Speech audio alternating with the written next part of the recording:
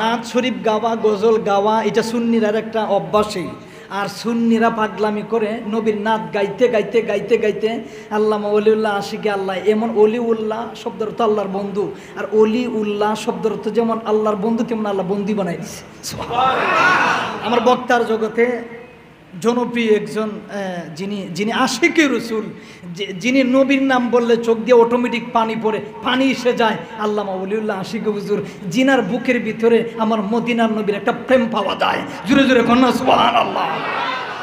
আর বাংলার বাঘ হয়েছে আল্লামা তাহিরি, মারহাবা গান। এক একজন সৈনিক, এক একজন আলেম আল্লাহ পাক এক একটা জেলায় এক একটা থানায় নিযুক্ত করে পাঠায় কিছু মুনাফিকরে সাইজ করার জন্য। কথা বলেন না কেন, ঠিক কিনা? মুনাফিকদের সাইজ করলে কি রাগ করেন? তো মুনাফিকের সাইজ করলে মুনাফিকের গায়ে লাগবে, তা আমাদের কি? কথা কোনা করে, ঠিক কিনা? যারা নবীর দুশ্মন যদি আমার বাপও হয়, আমি আমার বাপরে ছাড় দেব না।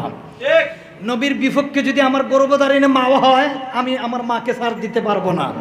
তো এখন আপনারাই বলেন, আমি আফজল হোসেন আশিকি যদি আমার মারও ছাড় দিত না, বাবারও ছাড় দিতে পারি না, তো সাধারণ মানুষকে আমি ছাড় দিব কি করে? কথা কোনা করে, ঠিক কিনা?